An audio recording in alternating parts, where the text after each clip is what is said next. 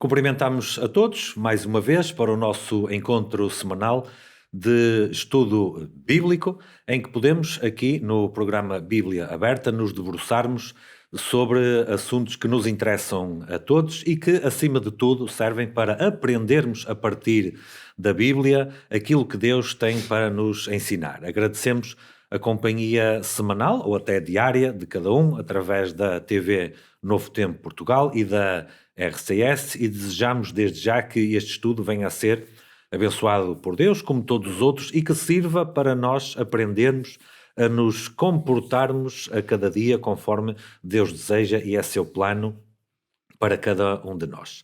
Temos mais uma vez a companhia de Fernando Ferreira, seja bem-vindo mais uma vez. Obrigado. Fernando, que vai nos ajudar desta vez a falar sobre as escolhas na perspectiva da eternidade. Um título que damos aqui para percebermos que, gerindo os recursos que estão à nossa disposição, nós podemos optar por aquilo que é melhor e secundarizar aquilo que é meramente aqui desta terra. No fundo, a lição desta semana fala disto mesmo, de escolhas, é isso.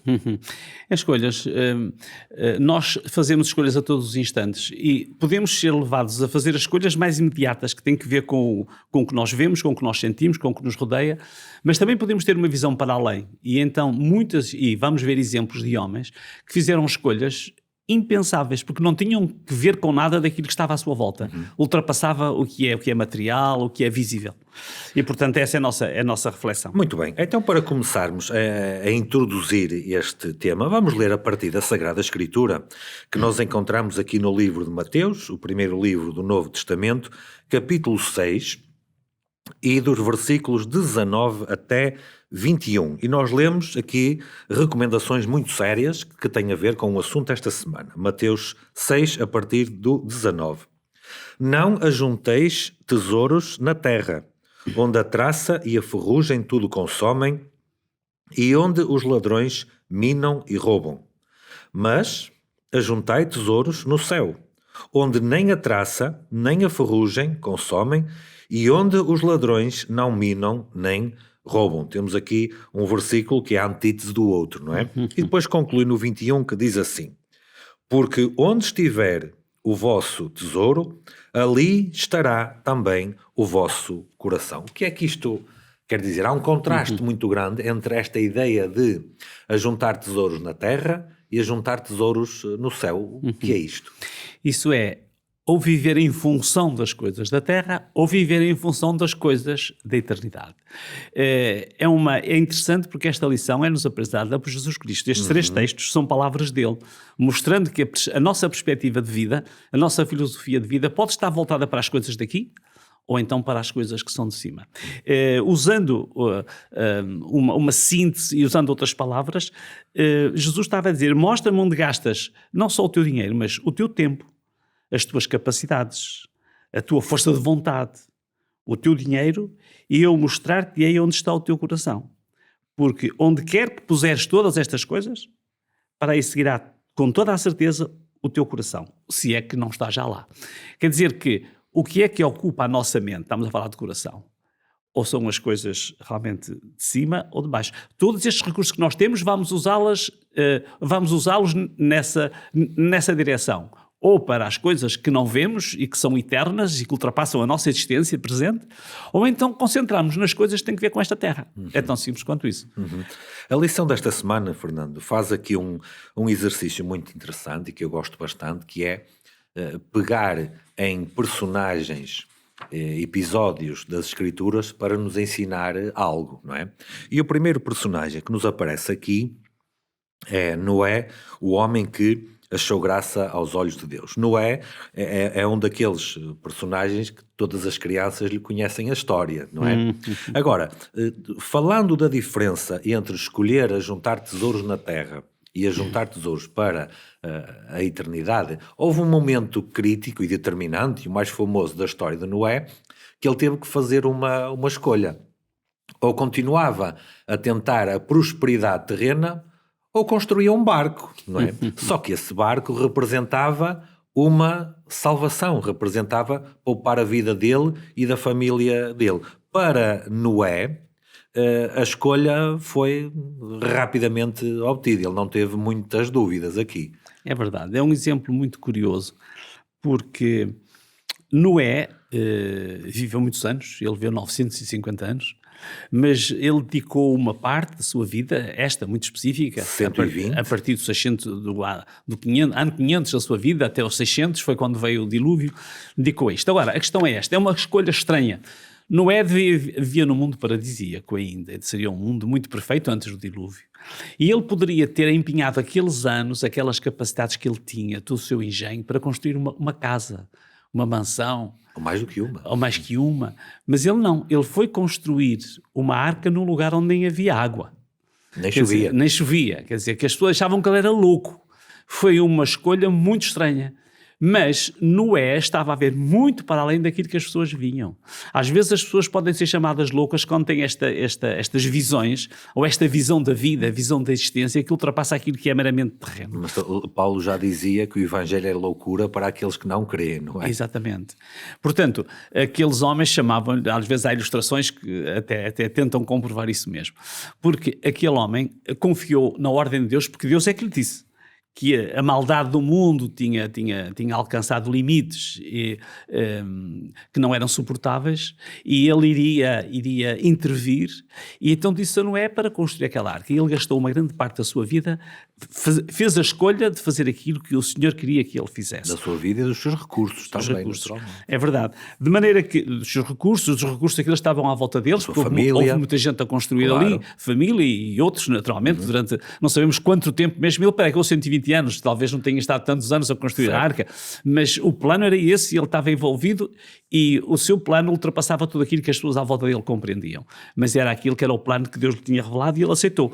Às vezes os planos de Deus façam-nos ter estas atitudes que as pessoas não compreendem, mas mostra que realmente foi uma escolha acertada que Noé fez. Noé foi o homem que recebeu um pedido da parte de Deus que a razão humana não fazia lógica nenhuma, não fazia sentido nenhum. Claro. E às vezes, na gestão dos nossos recursos, como ainda vimos na semana passada, por exemplo, podemos, na nossa limitada inteligência e sabedoria, achar que não tem lógica, que é irracional, que não é o melhor caminho, mas se a Bíblia aponta, é a mesma coisa que dizer, é assim que Deus diz.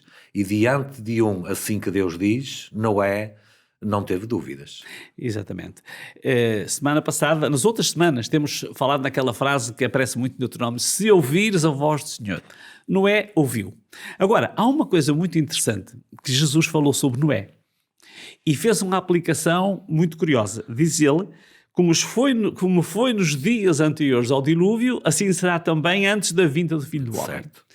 Quer dizer que aquele espetáculo que foi Noé, para aqueles homens que achavam que ele estava a fazer uma coisa que não fazia sentido nenhum, é muito natural que os filhos de Deus, aqueles que procuram seguir o plano de Deus, façam um espetáculo idêntico diante do mundo. Não compreendem porque é que eles vivem assim.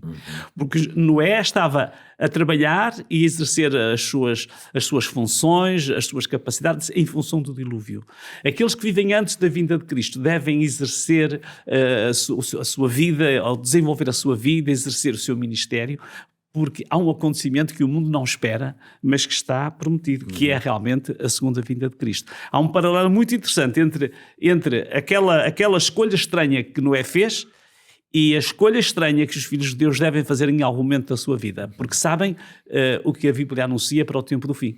Muito interessante, porque no tempo de Noé ele pregava que iria cair chuva do céu, coisa que nunca tinha acontecido, Claro. E era ridicularizado por isso. Claro. E hoje também há um grupo que anuncia que, de acordo com o que diz a Bíblia, o céu também se vai abrir a meio, Jesus voltará com os anjos, coisa que também nunca aconteceu dessa forma, claro, não é? Claro. Mas lá está, a Bíblia diz, Deus diz, e é uma questão de escolha acreditar em quem quisermos, não é? Exatamente. Abraão foi outro personagem que teve que fazer uma escolha diferente da de Noé, mas eu diria, mais uma vez, a razão humana, porque eu gosto de confrontar, não apenas neste assunto, aquilo que é a razão humana, do que aquilo que é a ordem de Deus. Porque a ordem de Deus está sempre certa. A nossa razão humana pode estar, pode não estar, não é?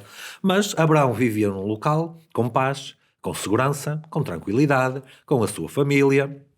Ali estava para cuidar daqueles que tinha responsabilidade e recebe uma ordem para sair literalmente para passar pelo meio do deserto. Nós vemos, por exemplo, em Gênesis 12, para ler a partir da Escritura, o Senhor disse a Abraão, cá está mais uma vez, o Senhor tinha dito a Noé, e agora o Senhor vai dizer a Abraão, sai-te da tua terra, da tua parentela e da casa de teu pai, para a terra que eu te mostrarei.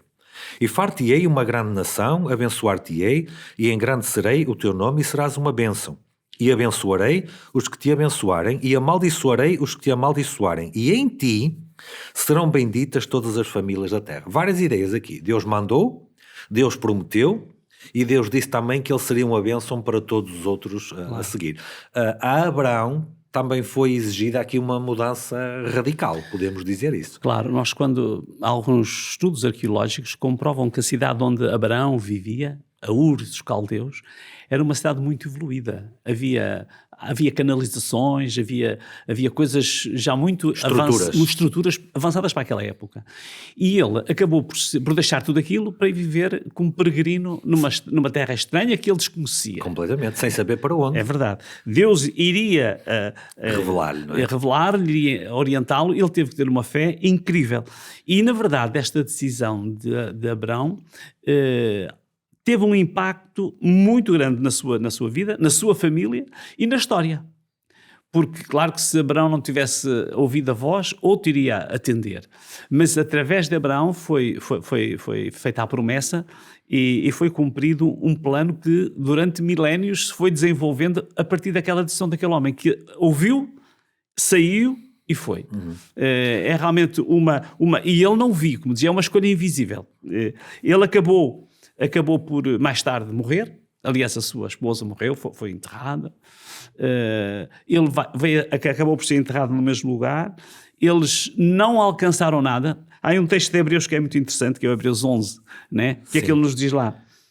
Que pela fé habitou na terra da promessa, como em terra alheia. Eu gostaria de destacar esta terra alheia. Então Deus mandou sair de um sítio para outro, e quando ele chega lá, ele era estranho, ele era peregrino, era terra alheia. Será que Deus queria colocar os olhos de Abraão numa terra maior e mais importante do que deixe-me usar esta expressão, a terra terrena para onde ele claro, foi? Este texto diz tudo, porque ele diz que ele viveu como em terra alheia, nem diz que foi em terra, é como em terra alheia, morando em cabanas, tal como Jacó, Isaac e Jacó, herdeiros com ele, temos a promessa. E agora, explica a razão. Porque ele esperava a cidade que tem fundamentos, da qual o artífice e o construtor é Deus. Quer dizer, ele tinha uma visão que ultrapassava esta terra. Nós percebemos pela história que ele realmente veio para Canaã. Canaã foi onde viveram os seus descendentes, mas ele esperava uma cidade que não era fundada por homens. Portanto, cá temos ele saiu vendo o invisível. E às vezes, as nossas escolhas às vezes são muito baseadas naquilo que vemos e não naquilo que não vemos. Portanto, esta percepção do invisível que a palavra de Deus nos revela e que Deus revelou a Abraão é muito interessante. E ele correspondeu. A Bíblia também diz que aquilo que não se vê, Deus preparou para nós, não é? Exatamente. Agora, o que é que esta história de Abraão, tantos milénios lá atrás, tem de relevante e importante para nós hoje? Talvez o livro de Gálatas, escrito por Paulo, não é? Ou a carta de Gálatas, possa nos ajudar a responder esta pergunta. Gálatas 3, 6 e 7. Assim como Abraão creu em Deus e isso lhe foi imputado como justiça, sabei, pois, que os que são da fé são filhos de Abraão. E complementando, versículo 29, se sois de Cristo, então sois descendência de Abraão. Descendência não necessariamente biológica, mas num sentido mais espiritual, não é? De filhos da fé. E herdeiros conforme a promessa. Então, da mesma forma como o Fernando explicou há pouco, que Abraão tinha os seus olhos colocados numa terra superior àquela onde ele andava, não é? Com os seus pés, Deus traz esta mesma imagem para os dias de hoje. Nós não devemos olhar para a terra onde estamos, para a nossa prosperidade aqui ao lado, mas colocar os nossos olhos naquilo que ainda não vemos. Essa é uma visão espiritual que é inspirada pela palavra de Deus. O apóstolo Paulo também escreveu, não atentando nós para as coisas que se veem, mas para as que se não veem. Isto é muito difícil, Porque nós somos muito materialistas, a nossa sociedade é muito materialista e nós o que vemos é que conta. Agora, pensar numa cidade que há de vir, que há de existir, que é Deus que vai construir, muitas pessoas não conseguem fazer esse exercício espiritual. E, portanto, o desafio é aqui, é que nós, tal como Abraão, consigamos escolher mesmo aquilo que não vemos, mas que sabemos pela palavra de Deus, pela fé, pela confiança na palavra de Deus, que essa cidade que encontramos no Apocalipse escrita, que é como uma pérola preciosa, aquela é a cidade que Abraão esperava. Ele veio, esteve realmente lá na zona, na Palestina, viveu por ali, peregrinou por ali, mas a cidade que ele esperava ainda não chegou. E todos os crentes devem aguardar essa cidade e viver em função dela. Não podemos esquecer que estamos a falar em termos de gerir enquanto ele não vem. Portanto, é o tema geral do nosso trimestre. Portanto, estamos a gerir em função dessa cidade. É muito curioso nós olharmos para trás no passado, e Abraão é um dos primeiros grandes patriarcas lá do tempo do Antigo Testamento, não é? Milénios atrás de nós, e nós temos uma vantagem sobre estes patriarcas, que é o quê? Eles olhavam para a frente pela fé, nós podemos olhar para trás para a história e ver como é que as coisas se desenrolaram. E podemos fazer aqui um contraste, podemos fazer uma diferenciação e perceber, a este homem foi colocada esta escolha, e ele escolheu desta forma e o resultado foi este. Mas ao outro foi colocada uma outra escolha, se calhar não escolheu tão bem e o resultado já foi diferente. Claro. E ali mesmo junto de Abraão nós temos alguém que nos ajuda a perceber isto mesmo, não é? Abraão tinha um sobrinho que era Ló, não é? E houve um determinado momento, claro que não vamos estar aqui com todos os detalhes de toda a história, mas houve um determinado momento em que, vamos dizer, a casa de Abraão e a casa de Ló tinham uma pequena disputa que tinha a ver com prosperidade, tinha a ver com propriedade, não só, mas também, não é?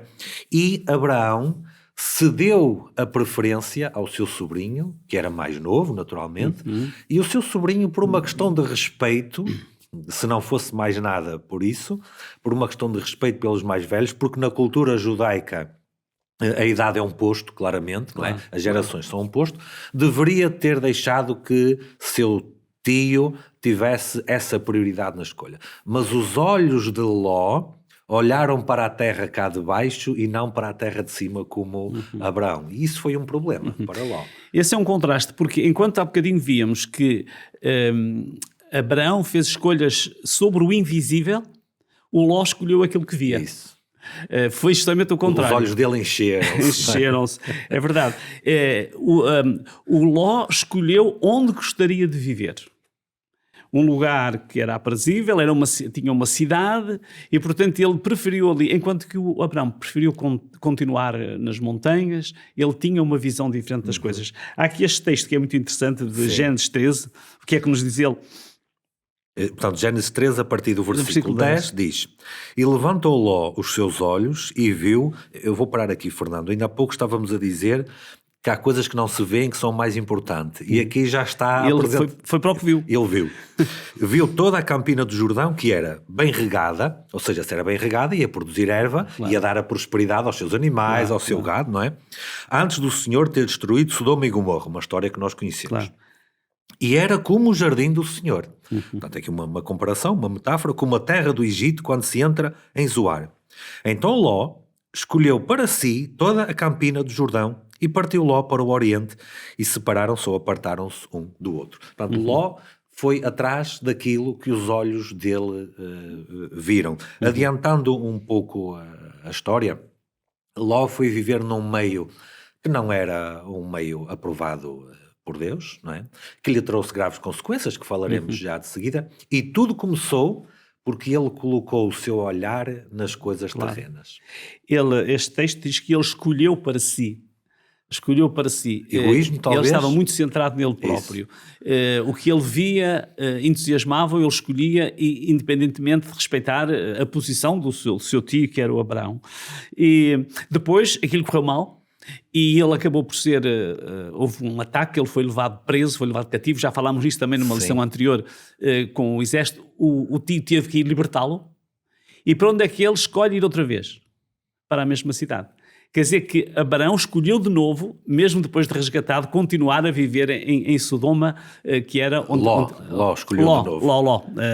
Ou seja, fez 2 vezes a mesma escolha errada. Ele estava, digamos, direcionado para ali. Era a sua obsessão. Era viver naquele lugar que seria um lugar paradisíaco. Imagino que seria um lugar maravilhoso, mas era um lugar onde o mal se desenvolvia, Deus advertiu, e ele volta para lá. Depois de ser resgatado, volta para ali. Isso mostra como ele realmente pensava. E Deus teve que intervir, aliás, o tio teve que intervir para o libertar. E esta lição é interessante porque nós vemos que Ló, saiu de junto de Abrão porque ele tinha um grande rebanho, tinha muitas propriedades, era um grande proprietário. E ele entrou assim naquelas campinas, perto de Sodoma, mas quando ele saiu de lá não trazia nada.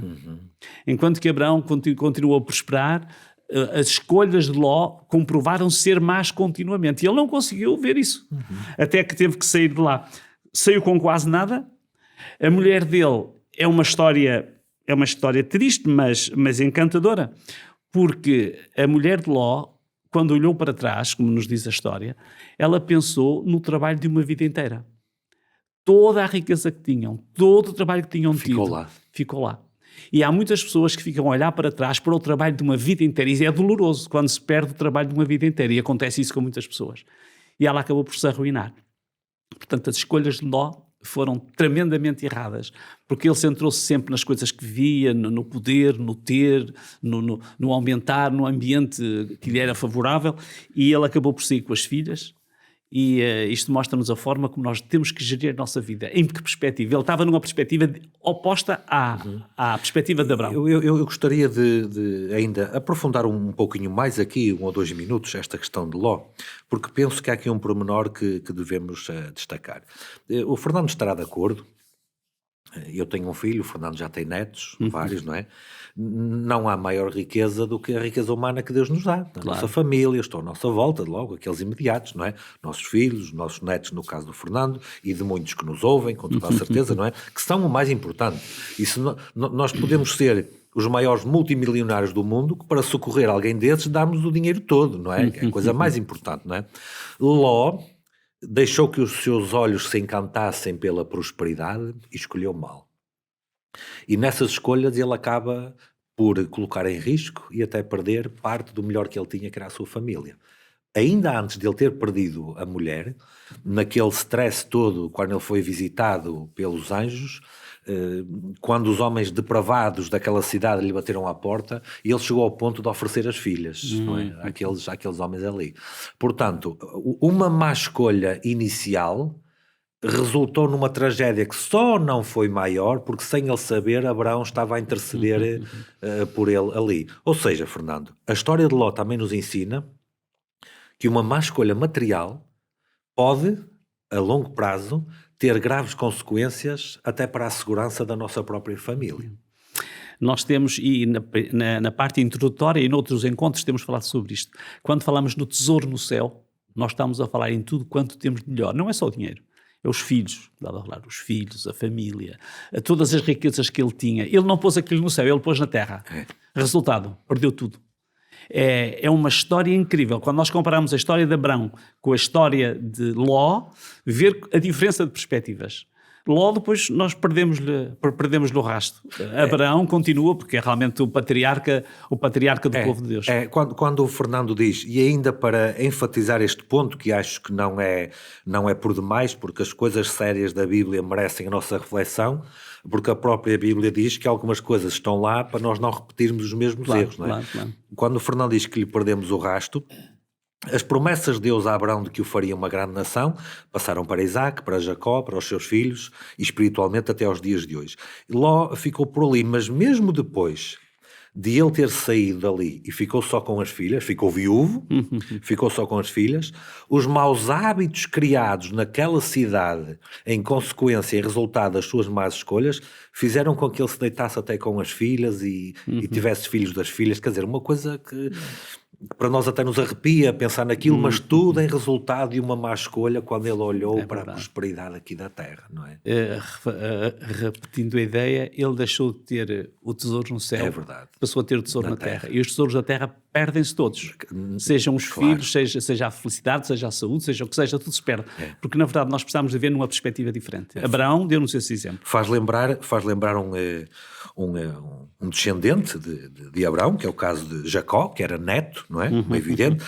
Jacó também tem uma história muito interessante, não é?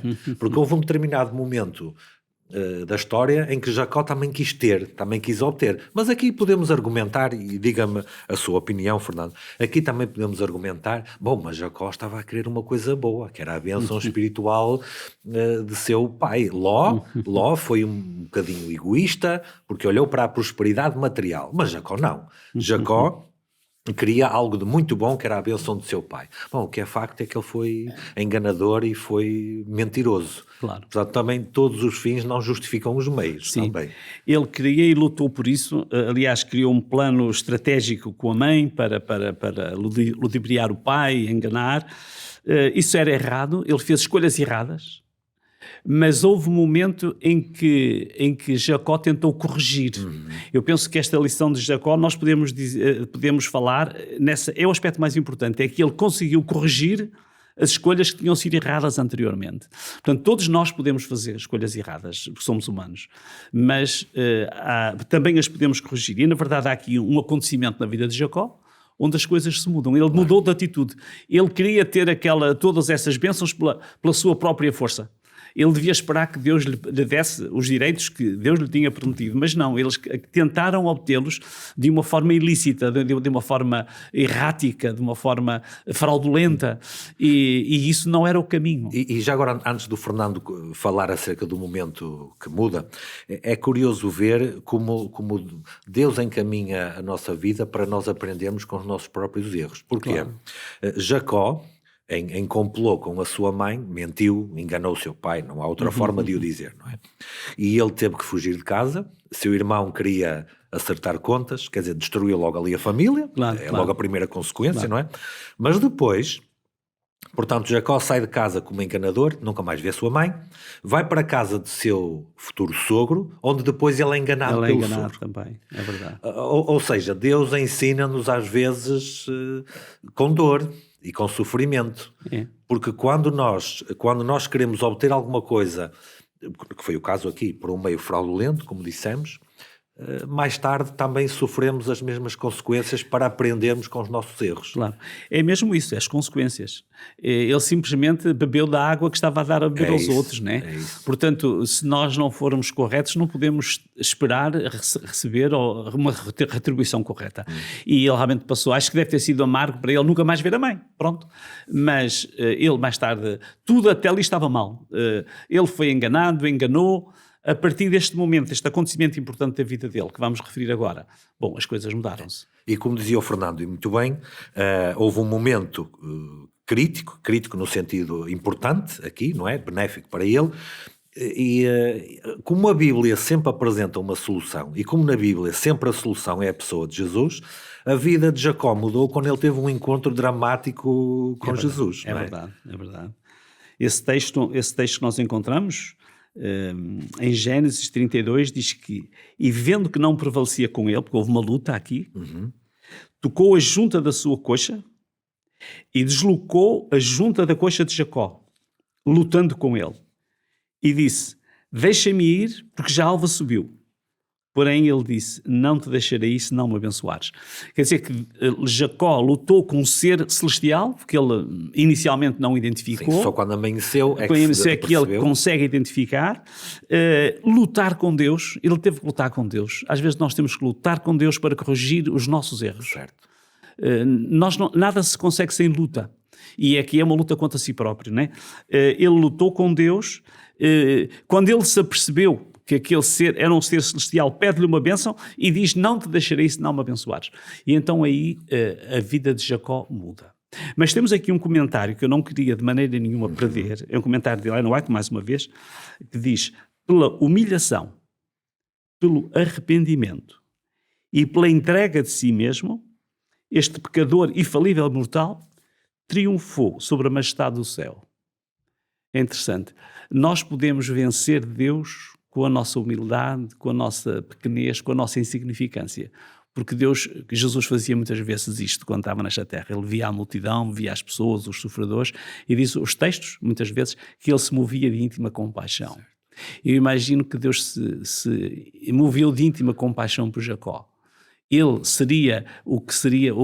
ele é que devia dar origem ao povo de Israel, e ele que tinha errado, começou de uma forma errática a sua vida. Agora, neste momento, neste encontro com Deus, nesta luta com Deus, ele humilhou-se e foi transformado por Deus. É interessante isso, não é?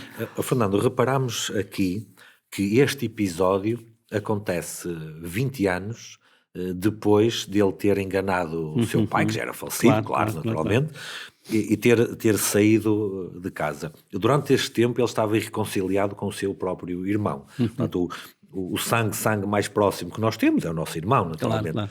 E ele estava irreconciliado com o seu irmão durante 20 anos. E antes de ele ir fazer as pazes com o seu irmão, o irmão não tinha exatamente intenção de fazer as pazes, mas foi isso que aconteceu depois, ele teve de fazer as pazes com Deus. 20 anos.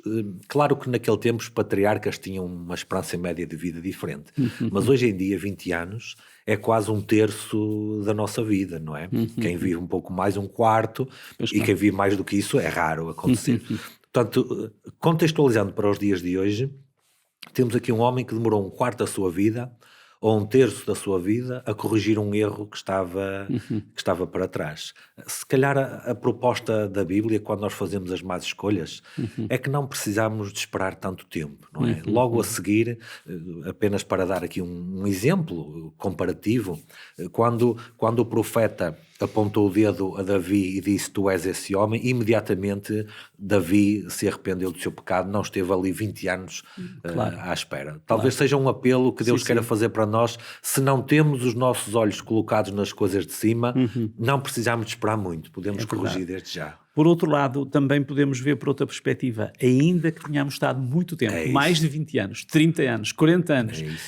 Manassés teve muito mais. É verdade. Logo. É tempo de nós podermos reconciliar-nos com Deus. E o caminho é este. Pela humilhação, pelo arrependimento, pela entrega de si mesmo. É assim que Deus pode fazer-nos vitoriosos. É muito interessante, porque há aqui um texto de Hebreus, que eu acho muito bonito. Diz: todos estes morreram sem terem recebido as promessas. O Abraão, o Isaac, o Jacó, eles não receberam. Eles foram enterrados. É interessante que o que eles receberam foi uma sepultura na terra prometida. Com as suas mulheres no mesmo sítio. É verdade. Todos no mesmo sítio. Acho muito interessante. Mas diz mais. Não tendo recebido as promessas, mas vendo-as de longe e querendo-as, abraçaram-nos e confessaram que eram estrangeiros e peregrinos na terra. Gosto muito disto, porque nós muitas vezes temos muita dificuldade em ver ao longe. Só vemos ao perto. E eles tiveram que ver ao longe. Nós temos que... Os olhos da fé permitem-nos ver para além do sofrimento, para além da morte.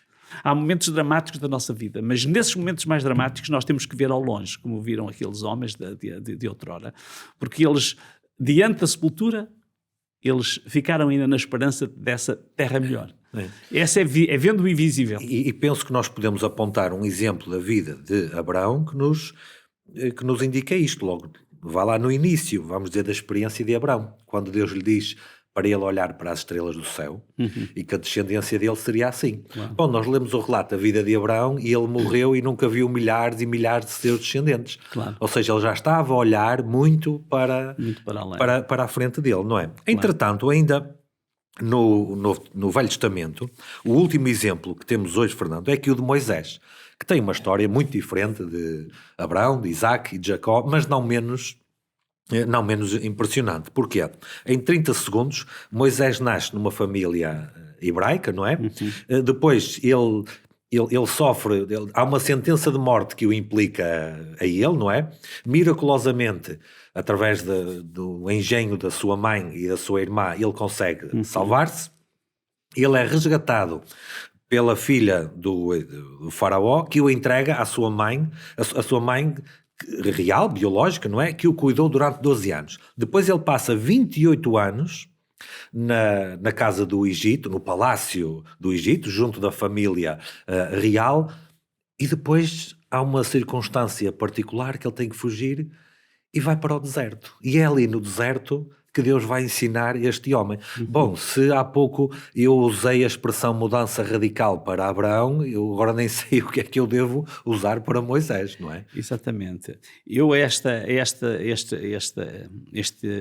episódio, eu daria o título de escolhas incompreensíveis. Não é compreensível Claro. para o ser humano o que fez Moisés. Depois de tudo aquilo, depois de ele estar numa corte, ele era... Não faltava nada. Era provavelmente o futuro faraó. Estava num ambiente... Ele que veio de escravo, agora estava na corte do Egito, que não era uma nação qualquer naquela época. Era uma nação... grande império. Era um grande império. E ele toma uma decisão consciente, que eu acho muito interessante isto. Consciente. E o texto diz o seguinte: ele escolheu antes ser maltratado com o povo de Deus do que por um pouco de tempo ter o gozo do pecado. Por um pouco de tempo. Eu gosto muito disto, porque ele percebeu, ele estava a ver o invisível, porque ele percebeu que ele podia ficar no Egito, mas seria por pouco tempo, seria enquanto vivesse, mas quando morresse tudo terminaria ali. Mas ele escolheu ser maltratado em vez de ser estimado, porque ele tinha uma perspectiva muito para além. Ele não quis viver apenas os anos da sua vida ali no Egito, mas ele queria viver, tinha realmente essa cidade que tinha Abraão, que os outros homens também da fé esperavam. Ele teve uma visão diferente e uma escolha estranha. Uhum. O Egito era um império próspero, grandioso, aliás até aos dias de hoje, dos sítios mais visitados do mundo é justamente o que nós temos da herança desse grande império. E Moisés escolheu voltar a ser escravo, voltar a fazer parte do oprimido, voltar a fazer parte daqueles que sofriam e não daqueles que tinham aquela riqueza e aquela prosperidade terrena toda. Será que isto, pergunto Fernando, será que isto nos ensina? Será que Deus nos faz olhar para esta história? E se nós quisermos um contraponto, nós temos aqui a história de Sansão, que escolheu ao contrário. Ele escolheu juntar-se ao inimigo, vamos dizer assim, com as trágicas consequências que conhecemos. Mas será que esta história de Moisés é Deus a dizer-nos, olha, juntai-vos ao povo correto, juntai-vos ao grupo correto e não vos preocupeis com a prosperidade daqui de baixo. Juntai-vos àqueles que eu escolhi, porque eles eram os descendentes daquela linhagem que vinha de Abraão, não é? Juntai-vos ao povo correto, embora sendo oprimido, embora estando na miséria e em grande sofrimento, e não optais pelas escolhas da opulência e da magnificência, que no fundo são apenas e só as coisas deste mundo. Será que podemos concluir isto desta Sim, decisão? podemos concluir, e pegando digamos, no título que está no início do nosso estudo de hoje, que são os tesouros no céu, não é? Que Jesus falou. Ele escolheu um tesouro no céu. Ele rejeitou os tesouros do Egito. Os tesouros do Egito ainda hoje são fabulosos. Sim. Às vezes nos museus existem aí, digamos, tesouros colossais. Valor incalculável. Incalculável. E Moisés podia ter escolhido, e hoje era uma múmia. Mas, entretanto, se nós conhecermos o texto bíblico, sabemos que Moisés não é uma múmia. Moisés é outro assunto, não é? Sim. Mas ele apareceu no Monte da Transfiguração com Elias, porque ele já vinha do reino eterno. Ele já lá estava nesse aspecto. Porque realmente há um processo especial em que Deus o ressuscita e o leva. Portanto, Moisés escolheu muito bem. Embora, para uma pessoa daquela época, parecia uma loucura. Então este vai deixar de estar na corte, vai agora ser um escravo, vai andar fugido no deserto. É impressionante pensar nessas histórias porque, mais uma vez, tal como dissemos na semana passada, a lógica humana muitas vezes não compreende a lógica de Deus. Exatamente. Não é? Mas entre as duas, a nossa é que está sempre errada, não é? Claro. Eu gostaria, para terminar, que o Fernando comentasse aqui um versículo de 2 de Pedro, capítulo 13, versículo 10, que eu penso que é uma ótima conclusão e resumo do assunto esta semana. O dia do Senhor, portanto estamos a falar do dia da volta de Jesus. Claro. Não é? O dia do Senhor virá como o ladrão da noite, ou seja, de surpresa, no qual os céus passarão com grande estrondo e os elementos ardendo se desfarão. E depois tem aqui esta última frase que contextualiza bem o que falamos esta semana. E a terra e as obras que nela há se queimarão. Ou seja, se nós fôssemos a procurar mais exemplos da Bíblia, Fernando, nós concluímos que tudo o que está nesta terra vai ser destruído. É perecível. Tudo. Portanto, o fogo e o enxofre vai acabar por consumir tudo aqui está, colocando tudo em cinza, incluindo o nosso dinheiro, incluindo a nossa casa, olha, incluindo as nossas igrejas também, não é? Que são sítios ótimos e que precisamos deles para lá estar, tanto as igrejas como as casas, os nossos carros, os nossos bancos, a nossa prosperidade vai toda ser destruída. Portanto, este versículo é muito importante para nós refletirmos onde é que devemos, voltando ao início, onde é que devemos colocar os nossos olhos. Exatamente. Há uma frase que eu usaria para concluir, que é uma frase, mais uma vez, um comentário de Ellen White. Aqueles que ainda se apegam aos tesouros terrenos e não dispõem fielmente daquilo que lhes foi emprestado por Deus, perderão o tesouro celestial e perderão a vida eterna. Nós ou vivemos como Abraão ou vivemos como Ló. Ou vivemos para a cidade de cima, que Abraão esperava, que Moisés esperava, ou vivemos como Ló para as coisas desta terra e acabamos por perder as coisas, a família e perdemos toda a qualidade, toda a felicidade. A vida é muito clara a Bíblia, quero dizer, é muito clara acerca das escolhas que devemos fazer na nossa vida. Muito bem. Nós terminamos por hoje o estudo, apelamos a cada um que possa ver, possa rever e escolher, à luz da Bíblia, aquilo que são escolhas que perduram. E como dizia Paulo aos Gálatas, devemos pensar nas coisas que são de cima e não naquelas que são de baixo. Desejamos para todos uma ótima semana e até mais, se Deus quiser.